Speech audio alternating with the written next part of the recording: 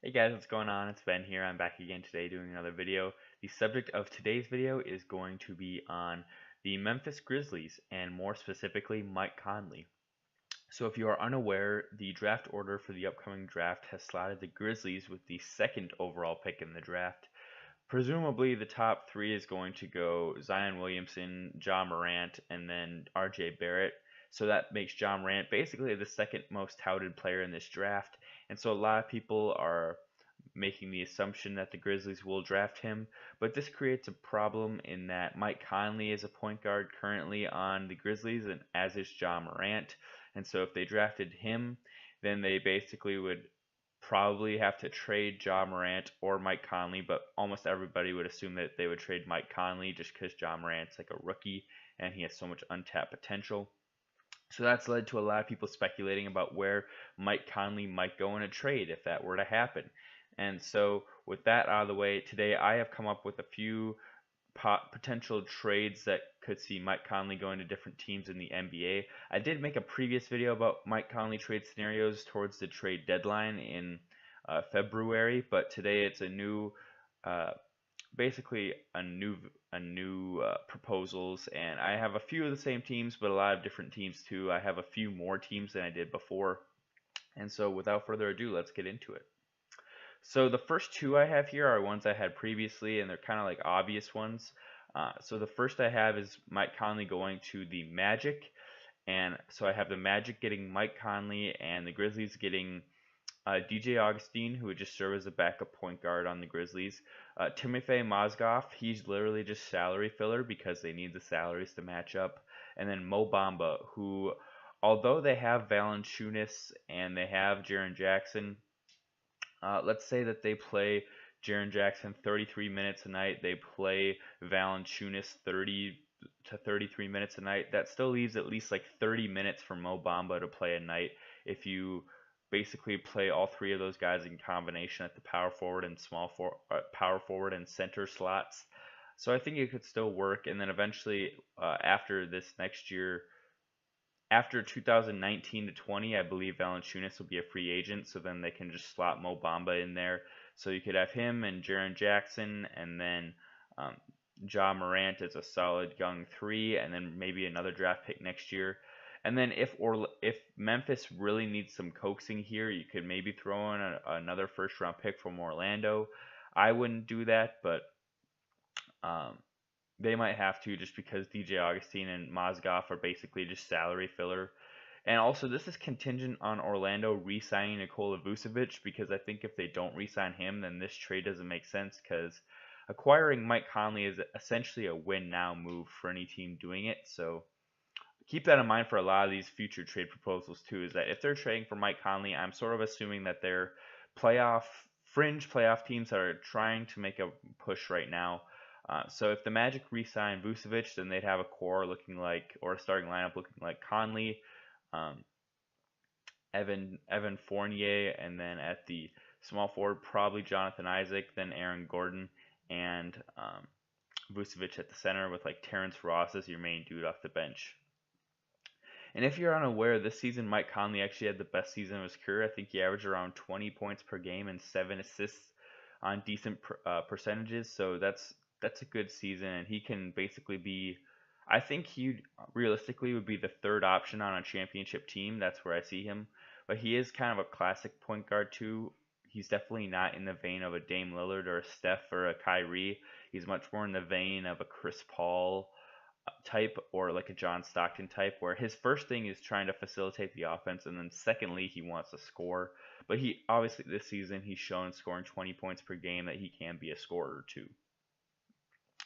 Now the next team I have on here kind of contradicts what I just said with the whole I would only have him going to contenders here, but this is a team where I think if he went there, he could be they could transform into a contender just with him being on the team, and that would be the Phoenix Suns. I have him going to Phoenix for T.J. Warren and Tyler Johnson. So this is a tricky scenario in that are the Grizzlies necessarily getting exact equal value for Mike Conley? No. They're getting a good backup in Tyler Johnson, and they're getting a guy who would start right away in T.J. Warren. Starting lineup for the Grizzlies after this trade would probably look like Ja Morant, um, DeLon, probably DeLon Wright or Justin Holiday at the 2, TJ Warren at the 3, Jaren Jackson at the 4, and Valanciunas at the 5, with a combination of like Avery Bradley, Kyle Johnson, and whoever doesn't start shooting guard coming off the bench. And so um, the Grizzlies in this move would be definitely saying like we're going for a rebuild, in that they acquire a decent young player, 25 years old, in TJ Warren, and then they get Tyler Johnson, who's essentially just salary cap filler. But that would probably put them in a worse off position than having Mike Conley. So I think that they would be a little bit worse next season, and would again be in position for a good spot in the draft. Of course, we saw this year in the draft that it's unpredictable, the order, but they still would be positioned with better odds, and it would just definitely be a sign towards we're definitely rebuilding. And then as far as Phoenix, their main flaw this year was lack of a point guard. Sometimes they had Tyler Ulis starting there, or Tyler Johnson once they acquired him. And then sometimes they also had like Devin Booker play point guard. None of those are great solutions to me.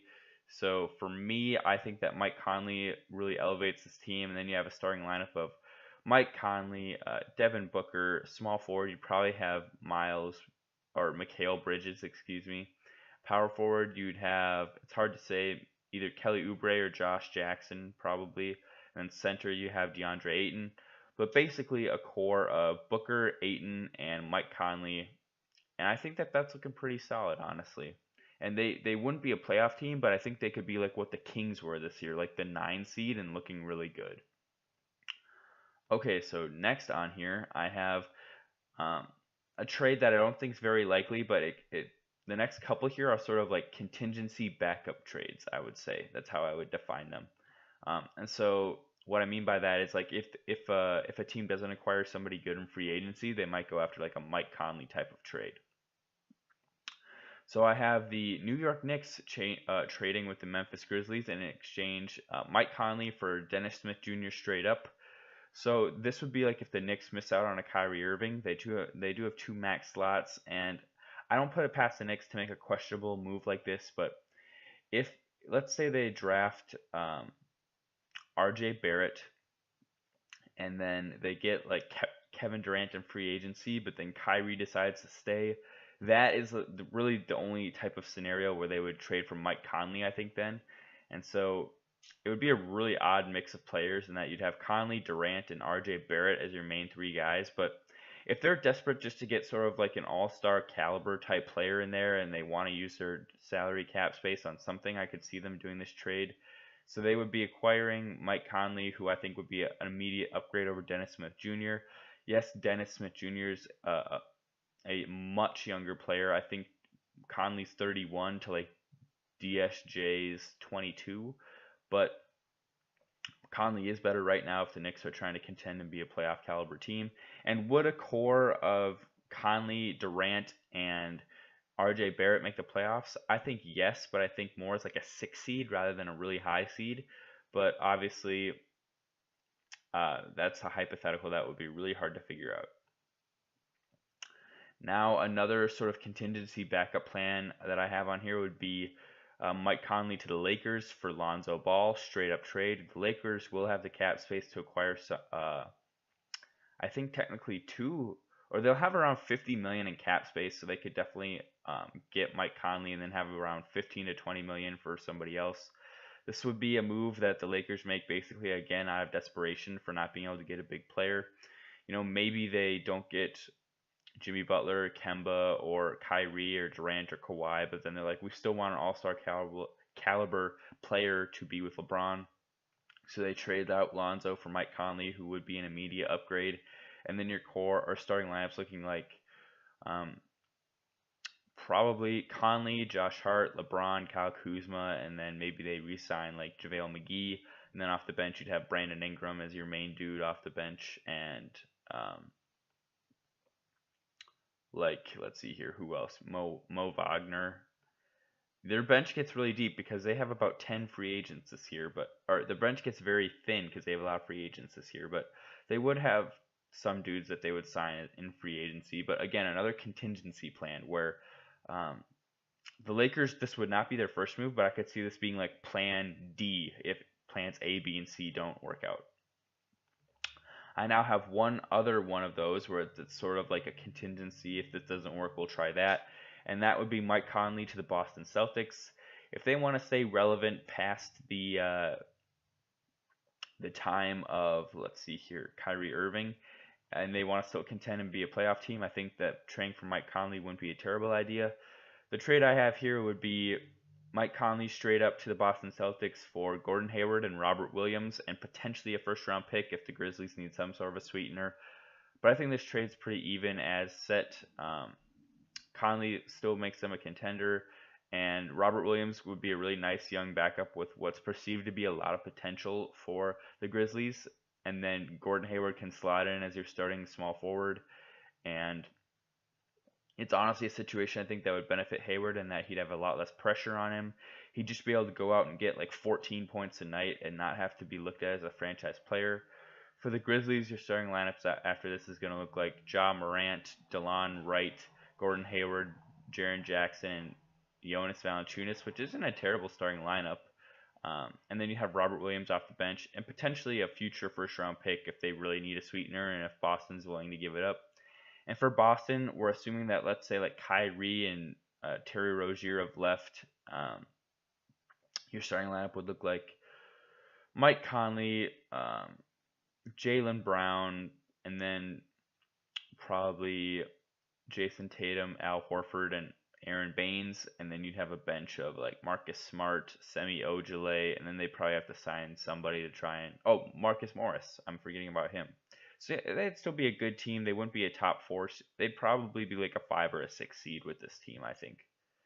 But still a contender and, maybe could get to the second round in the playoffs.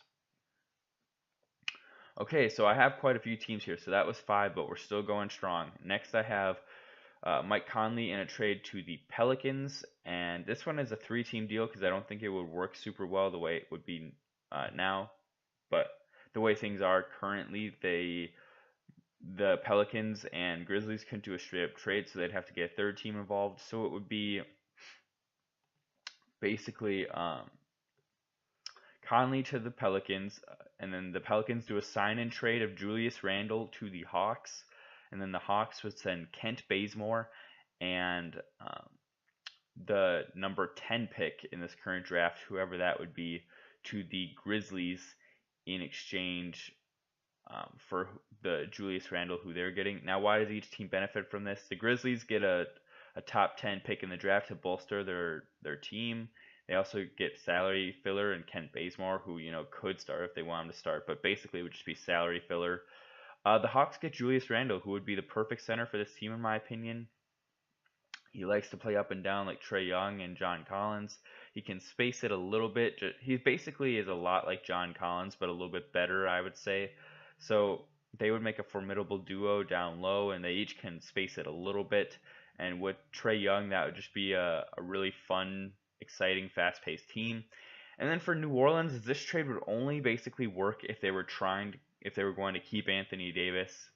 And then you would say their starting lineup would look like Mike Conley, Drew Holiday, probably at the small forward, Darius Miller, and then power forward Zion, starting center AD, and then off the bench you have like Etuan Moore and Jahlil Okafor and Alfred Payton.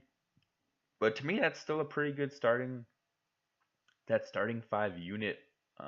Probably your end of game unit, like in the fourth quarter when you need to seal the win, would be Mike Conley, Drew Holiday, Etuan Moore, Zion, and AD. And to me, that's actually a pretty good starting lineup right there. So they could contend if they swung that trade.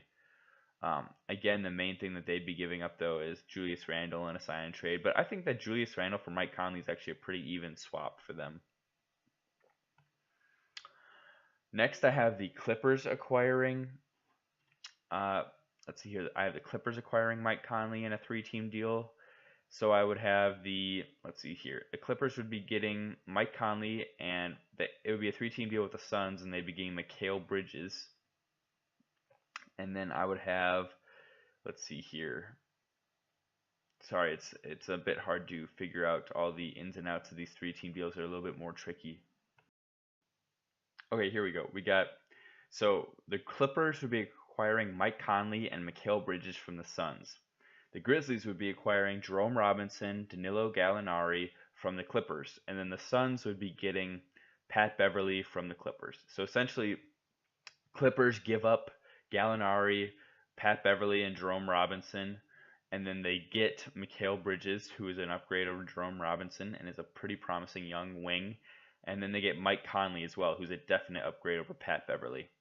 And then for Phoenix, you're basically giving up Mikal Bridges for Pat Beverly, who would fill up their starting point guard needs. So afterwards, let's go over each team. For the Grizzlies, your starting lineup after this is going to look like Morant, DeLon Wright, Danilo Gallinari, Jaren Jackson, Valanciunas. Uh, for the Clippers, your starting lineup is probably going to look like, let's say that they don't sign any free agents, and this is just the only trade they make. Their starting lineup is going to look like Mike Conley.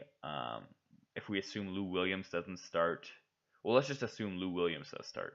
So Mike Conley, Lou Williams, Mikal Bridges, um, power forward. They're probably going to have to look to Wilson Chandler, honestly, or JaMychal Green, and then center would be Montrezl Harrell, and then your bench guys would be like Shai Gilgeous-Alexander and Landry Shamet. But of course, because they like to bring Lou Williams off the bench, probably would have Gilgeous-Alexander starting. So maybe a starting lineup of like Conley, Shai, Gilgeous-Alexander, Mikal Bridges, then JaMychal Green and Montrezl Harrell with Lou Williams coming off the bench. And then for the Suns, they probably make out the best in this trade. You get a solid starting point guard who's a good defender and can distribute decent in Pat Beverly. And so yeah, they basically fill a need and get rid of a wing who is crowding the wing on their team. So they make out pretty well in this trade too. Next, I have Conley going to the Spurs. So I have Mike Conley to the Spurs for Patty Mills, Marco Bellinelli, Davis Bertans, and a first-round pick, or 2 first-round picks if the Grizzlies can convince the Spurs of that. But basically 1 first-round pick as it stands now. Why would the Grizzlies do this trade? Essentially for a first-round pick, and essentially also if they're just trying to tank, which they probably teams won't want to do as much anymore, but you could also maybe entice them to do this trade if they want to do maybe like a DeJounte Murray in there too, and he could play off ball. If you include DeJounte Murray, the starting lineup would look like Ja Morant, DeJounte Murray, then probably Kyle Anderson and Jaren Jackson and Valanciunas, and then you get a really deep bench with Davis Bertans, Marco Bellinelli, Avery Bradley, Justin Holiday, DeLon Wright. So you'd have a stacked bench. And then as for the Grizzlies, basically their main motivation for this would just be get a all-star caliber type of point guard. Their starting lineup after this would look like, let's assume they do re-sign Rudy Gage for the heck of it. Their starting lineup would be something like Mike Conley, DeMar DeRozan, Rudy Gay. They probably have, actually let's see here. This is a little bit of an interesting one. Their starting lineup would probably look like Mike Conley, Bryn Forbes, DeMar DeRozan, Rudy Gay, and LaMarcus Aldridge. So that would be a pretty stacked starting lineup with Gay, Aldridge, DeRozan, and Conley. So I would definitely pick them to be like the 5 or the 4 seed in the West with that team. Yeah, I think that would definitely elevate them a lot. Mike Conley, I think, plays the way that the Spurs would like to play. He likes to distribute. He likes to play good defense, and so I think that would be a good fit for them. And lastly, I have Mike Conley to the Detroit Pistons. So I have the Pistons getting Conley straight up for Kennard, John Lure, Reggie Jackson, and then a first-round pick or 2 first-round picks, again, if that needs to be the thing to sweeten the deal. So why do the Grizzlies do this trade? It's, again, kind of befuddling, but again, if they're just trying to rebuild and blow things up, then because I feel like this team really does not know what to do with Mike Conley now, because he's basically a dude right in the middle or kind of getting towards the end of his prime, and he's basically ready to be on a playoff contender right now, and the Grizzlies basically are at the exact opposite end of that spectrum.